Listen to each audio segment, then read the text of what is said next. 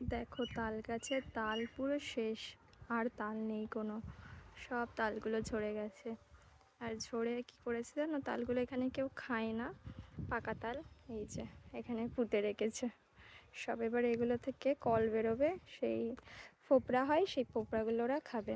পাকা তাল কেউ খায় না, আর খায় পাকা তাল, তবে যেই তালের ভেতরে একটা আটি থাকে সেই তালগুলো খায়। দেখো কত তাল এখানে, এখানে তো পড়ে আছেই, সাথে ওই পাশেও আরও পড়ে আছে। দেখো পুরো গন্ধ ছাড়ছে একদম, দেখেছো? আর এই গাছের এই নিচেও পড়ে আছে তো এই তাল গাছটা। আর আশেপাশে অনেক তাল গাছ আছে, বাট এই বাড়িতে এই তাল গাছটাই আছে। আর তার তাল এত পড়ে চারিদিকে, আর এখানে সব ছড়িয়ে রেখেছে, এইগুলো গাছ বেরোবে, বেরোলে খাবে।